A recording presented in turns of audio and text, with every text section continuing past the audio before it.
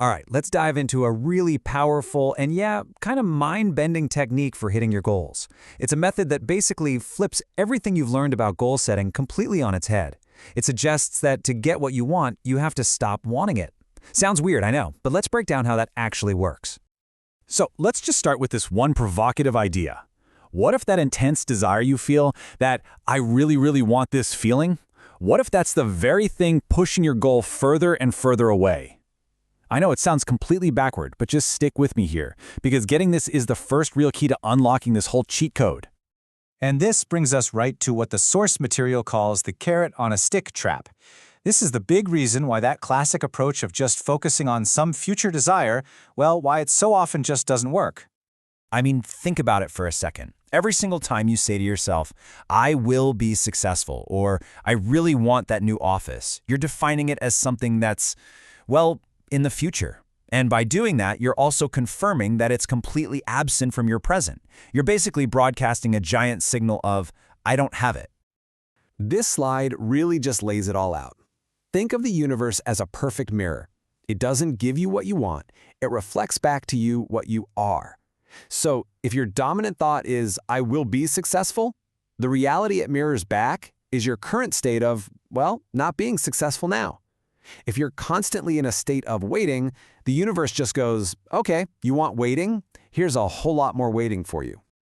And this quote just hits the nail on the head. A goal that always lives in the future is doomed to stay there forever. It's like you're chasing the horizon. It just keeps moving away from you. So the big question is, how in the world do we break out of this loop? Okay, so let's move on to the solution. The source calls this the skip intro cheat code. This is where we stop chasing the goal and instead we use this master technique called teleportation. So here it is, teleportation. The idea is you mentally jump to a point in time after you've already gotten your goal. The key here, and this is everything, is you don't imagine yourself getting the goal. No, you mentally teleport to a future where having that goal is already kind of old news. You've been living with it for a while. A fantastic way to think about this is like your life is a Netflix series.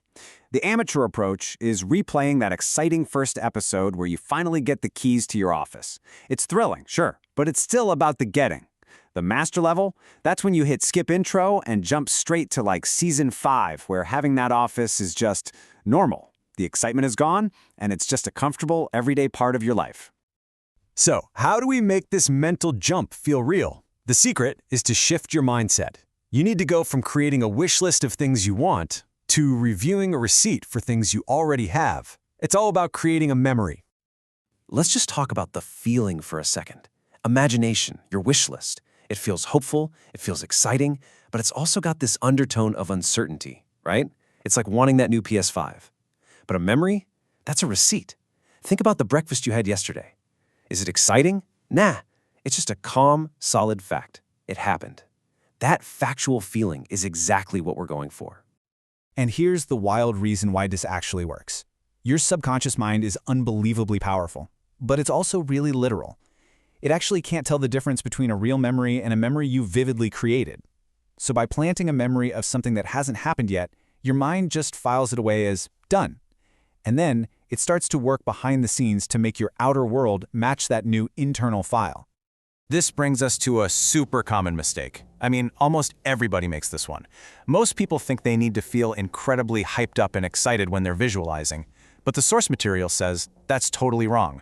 The real feeling you're looking for is way more subtle. The goal is not a huge jolt of high vibration energy, not at all. The real goal is that quiet, comfortable feeling of just naturalness.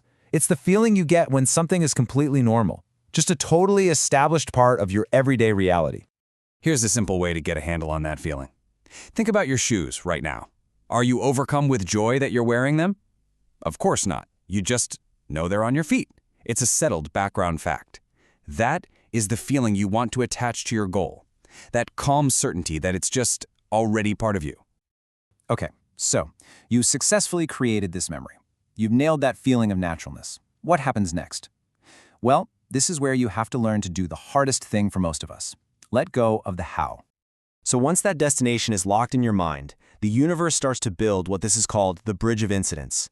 And this is the really magical part.